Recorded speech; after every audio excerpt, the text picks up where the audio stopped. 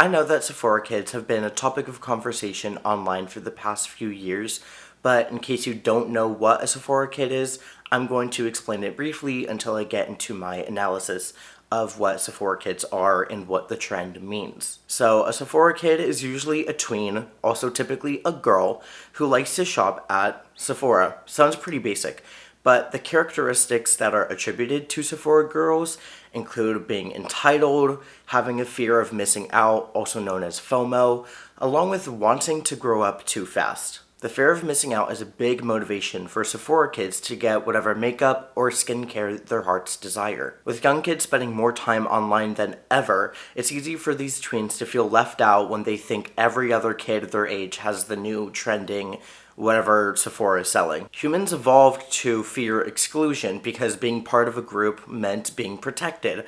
But nowadays, there's not many benefits to being a group, like your life isn't on the line if you don't have the new drunk elephant serum. So while it's obvious to you and me that if we don't get the new moisturizer or whatever, we'll be fine. But if a Gen Alpha influencer tells their followers that a product is life-changing, their young audience is likely to believe them. Kids are known for being entitled. I was certainly an entitled kid, and, sometimes I still am entitled, but I like to think that I'm doing much better than I was like 10 or 11 years ago. But instead of begging for like a new Lego set or even maybe like an iPad, a lot of kids are actually begging for things that are more attributed to adult consumer behavior. Instead of putting, let's say, like an Easy Bake Oven or a Lego set on their Christmas list, kids these days are putting things like Stanley Cups, AirPods, purses, makeup, skincare, gaming peripherals, all things that usually were like big kid purchases, basically ways for adults to tell my generation, like, oh, you'll get that when you're older. But now it seems that kids are genuinely getting this stuff and are asking for it for holidays like Christmas or Hanukkah where they get gifts. Also, receiving toys as gifts allows kids to learn how to play well with others and get along with people in their age group. But if a kid is just getting a Sephora gift card and like some skincare and a Stanley Cup for Christmas, what are they going to play with? What are they going to learn from that? I think the awareness of Sephora kids is actually indicative of a bigger trend, which is that kids are growing up faster, or we as a society are allowing them to grow up faster. A few decades ago, kids would watch shows or movies that had other kids, that starred other kids, or maybe like actors that are a few years older than them, but still in the same generation at least. But 10 years ago, me, along with a lot of other kids, we were watching Cartoon Network along with vloggers on YouTube, which gave us access to the lives of irresponsible and emotionally unintelligent young adults. While shows like Bluey are great for kids, they still have to compete with addictive apps like TikTok or YouTube Shorts. There are kid influencers online, but they are in no way comparable with Sesame Street or Bluey. Sesame Street is designed for what is appropriate for kids and what they need to learn from the media that they consume. Meanwhile, kid influencers are directed by their parents to do whatever makes the most money and whatever gets the most views. Not only are the online viral Sephora kids being exploited by their parents for both views and money, they're also influencing other kids their age to use products that are dangerous to their skin. Most, if not every kid, would be just fine using a gentle cleanser, a moisturizer, and a sunscreen. But Gen Alpha influencers are showing off products with retinols, acids, and other active ingredients that aren't made for young people to be using. I've seen a lot of people online blame the parents for this trend, and I can kind of understand it. I mean, these parents are the ones that are buying this stuff for their kids and enabling this behavior. However, I do think that parents are themselves victims in this situation as well. Big brands have always targeted kids with advertising, and it's been common for parents to give in to whatever their kid is begging for as long as they can afford it, so that they don't have to deal with a tantrum in the middle of Target. Parents are pressured by both advertisements and other parents to think that if they don't buy their kid X product, they're actually a bad parent and not doing well for their kid. Something else I've noticed in the conversation surrounding Sephora kids is that the parents and the kids themselves aren't being included in the conversation. Luckily for me, I have a cousin who's 10, so she's in this age range, so I decided to interview both her and her aunt to see what their thoughts are on this trend. Do you want to introduce yourself? Sure. My name is Scarlett. I'm sure you've seen me being weird in Nathan's other videos. And so yeah, here's me today. It's November 27th, 2025, just to look back to see how I look and what day it was when I'm doing this. So yeah. So you're 10 years old, correct? Correct. Would you consider yourself a Sephora kid? Okay, so yes, I would. But technically, I do use some things from Ulta and Sephora. Okay. I only have like maybe like 1 or 2 products from Sephora, but mostly I get like products from Bubble or other things at like Beatrice Stop. So so I do get things like Bubble or Laneige or Elf or even Milk. And I get them at Ulta, and so yeah. So have you ever felt jealous of, let's say, the skincare or the makeup that other kids have, whether you see them at school or like on YouTube? Okay, so I'm not jealous of Drunk Elephant. I actually don't like Drunk Elephant. I've never actually used one of their products, but I can just tell that they're just bad for you if people are like literally spending hundreds of dollars on a simple product that won't even last maybe a year. Yeah. So yeah, at the starting I felt jealous, but when I actually used the products, like the Bubble Fresh Start Gel Cleanser and the Bubble like moisturizer, I actually like liked it. And it's really hydrating and really good. And I'm not just saying that because I'm on YouTube and I want everyone to think that I'm cool, but I'm just saying that the products are good.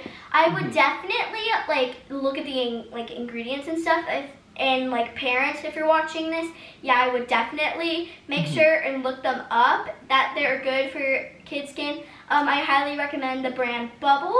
That's my only high recommend. Other than that, I would just check on other things. So, yeah. So you're saying that you've been able to check out some of the stuff other kids are using and realize that like it's not all it's like cracked up to be? Yeah. Okay. Do you think you spend a lot of time watching YouTube or not? Yeah.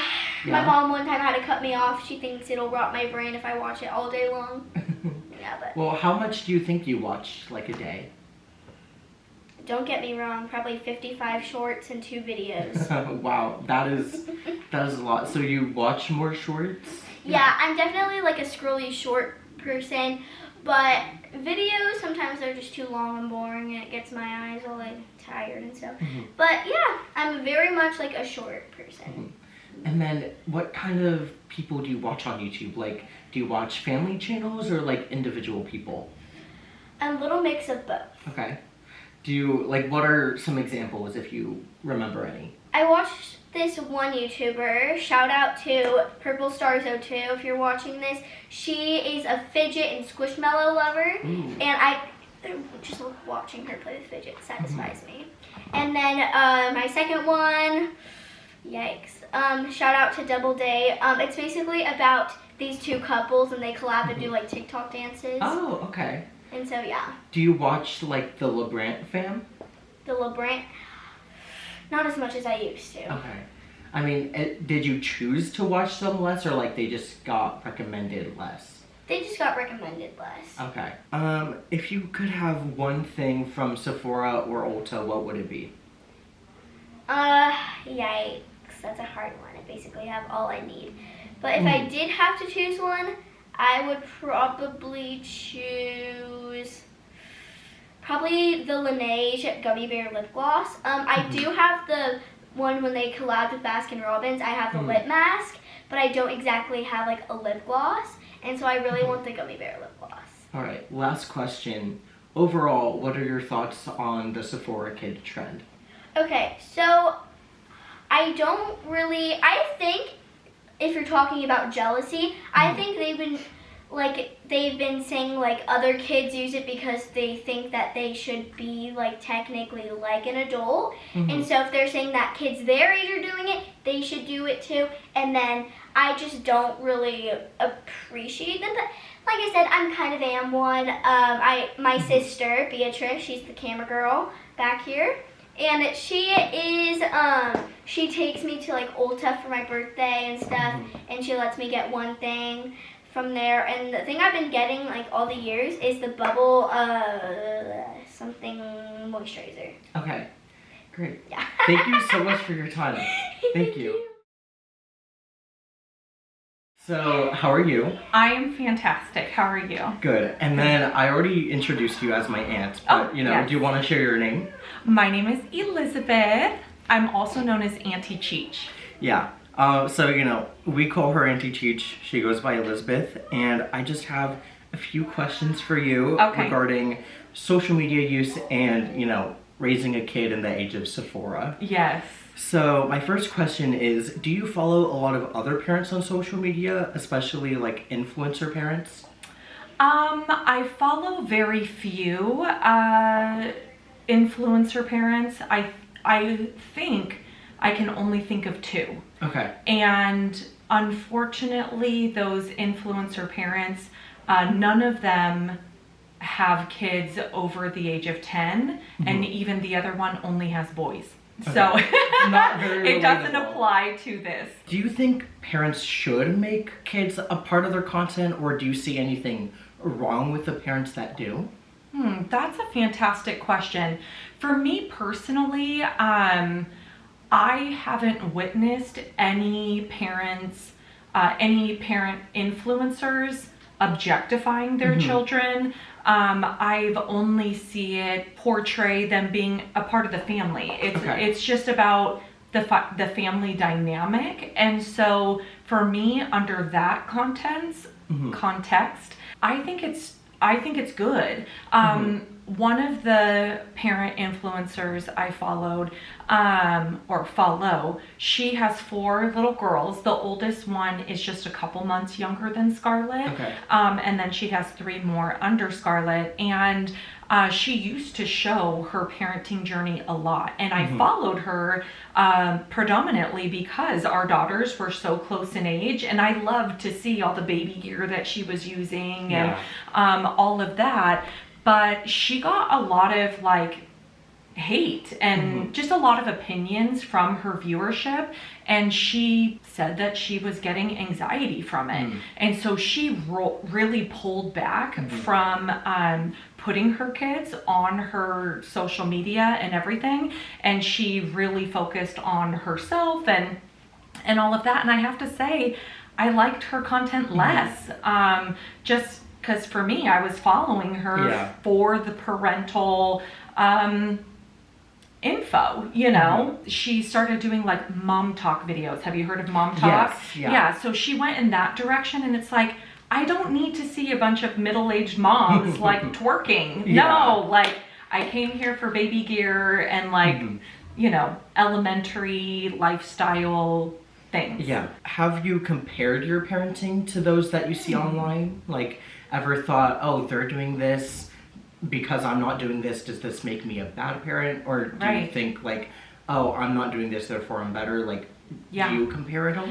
Absolutely, but I will say that in my late 20s, early 30s, when social media first started coming out, influencers weren't really a thing. So it was just your own peer group, the friends and family members that you already knew, and everyone is showing their vacations and their purchases that they're buying.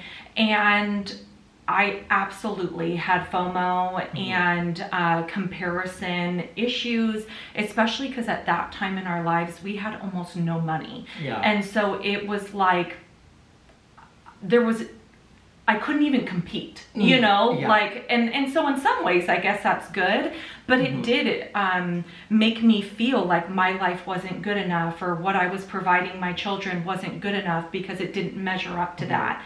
And so I really pulled back from social media for a few years just because I didn't like that yucky feeling. And after pulling back from social media for a few years, when I came back to social media, I had a whole new, fresh perspective about what actually matters in life, and that the life I was giving to my children was beautiful and was worthy. And even though it wasn't fancy cars and cool vacations, we had our own really neat memories that we were making. And so that comparison is not something that I struggle with now. We did really cool, fun things. Yeah. They just happened to be free. Like, you know, like doing library play dates and meeting up with our friends for play dates, or just going to the park or going to the beach. Like, I wasn't just making sure everyone was alive. We were doing really cool things, but it wasn't going to Yosemite. It wasn't going to Disney World, you know, but social media has this way of making you feel like if it doesn't cost a lot of money, then it's not good enough. Yeah, I think that's a really good point. So how do you manage Scarlett's screen time and the type of content she can access? Okay, so of all my kids, there's a big age gap. I've got older kids, 2 older kids who are much closer together, and then there was a large gap for Scarlett. And the older kids definitely did have screens, but I was way more, I was a stay-at-home mom. I wasn't working outside of the home.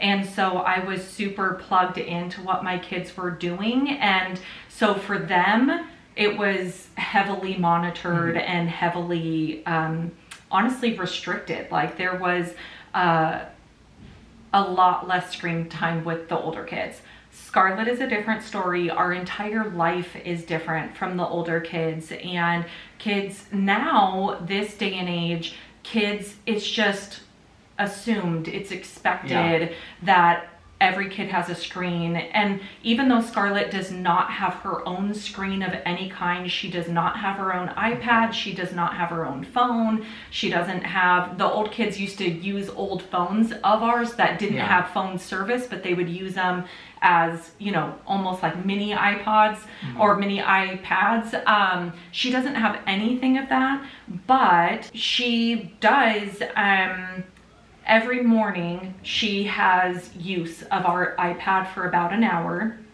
And even kids, even though, so that's the only time. So other than that 1 hour time block in the morning, she mainly just watches like YouTube and stuff on TV in the afternoon on our big TV. And so, yeah, I'll be honest, it's very annoying. Like I'll be sitting at my desk, I work out of my home, and I'll be sitting at my desk and she's watching these, you know, kid influencers or these family videos, and it's annoying. It is awful. So it's definitely a thing.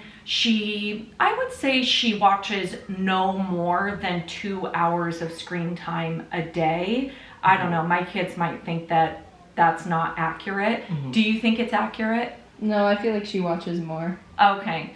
But she's never home, so she doesn't know. Okay.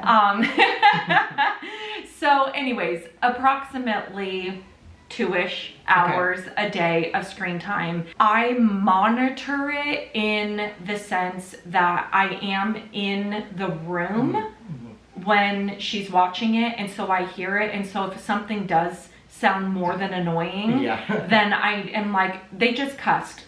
Switch to another video, you know? So that's really about it. Does she ever come to you with like something, like she wants you to buy her something that comes from the videos she watches? Not that I'm aware of. Can you think of something? Well, just like I would say all the Sephora stuff in general. Like she only knows about that from YouTube. I would agree with that. So yeah, so there wasn't any like particular item in mine, but in general, absolutely, when it comes to all the Sephora stuff, whether it's like specifically Drunk Elephant was a huge brand that was popular for kids, for little girls to be excited about and want, and she absolutely was requesting things like that. So my last question then is, how do you decide what stuff you either buy for her, or like if she has enough to buy it herself, like do you really have like, just how do you decide what skincare stuff she has, what stuff she doesn't have? Yeah. So this isn't my shining moment on this. That's all right. Two things. Number one, I don't just buy her anything she wants. Yeah. So when she comes to me and she's like, I really want this drunk elephant, or I really want this lip gloss, it's like, okay, well then you can have it for your birthday or Christmas. Put it on your birthday list, put it on your Christmas list. And then the part where it's not a shining moment is I do no research on these brands, these items. I'll be honest, my teenage daughter is super well versed in this stuff. And so as she hears Scarlett be like, I want drunk elephant, Beatrice, my older daughter, will be like, Mom, that's trash. Kids shouldn't be using that stuff. I'm not like down, you know, I'm not trying to make fun of Drunk Elephant. I don't know if that's specifically a brand that she says, but B hears our conversations and Beatrice will weigh in on whether a product is safe for kids or not. And I kind of yield towards B on that. I don't know what things are good and not good. So it's giving the Labubu's. Right. But exactly. so if Scarlett has the money herself, Okay. would you have like is there any like, oh, even if you can buy it yourself, I don't want you to buy it, like? Not necessarily as it relates to like skincare. If it's skincare, like if she wants face masks, bath bombs, lip gloss, things like that. She really wants to wear like mascara. Well, I don't allow her to wear mascara. So what she'll get is the clear brow gel, and she'll use that as mascara. So as long as it's something that I approve of, and I'll get to what do I approve of, I don't care if she uses her own money on any of that. If she wants to buy moisturizer, face mask, lip gloss, eyebrow clear gel, she can buy it anytime with her own money. Now, we do have like rules on like, she's only 10. She just turned 10. She is not allowed to wear a full face. She cannot wear dark, bright lipstick, crazy eyeshadow, tons of blush. She does have a couple of like literally toy junk makeup kits that were literally in the kids section at Target. Like, it is play makeup. When we're having an at-home day, she absolutely is allowed to put on a full face, and she goes full clown. But Full clown. but that's like an at-home day. She's not allowed to wear it outside of the house. So we do have very specific conversations when we're out at Target. If she has her own money, I really want this lipstick and it's like dark. I will say, just a reminder, you cannot wear that outside of the house. That would be an at-home use only. And then she decides whether she wants it or not. Okay. Yeah. Thank you so much for this time. I feel like I've learned a lot. Thank you. Oh, okay, good. Thank you all so much for watching. I hope you enjoyed this video and that you'll learn something. I filmed it in November, but it took me this long to edit it and finish it, so I hope it was worth the wait.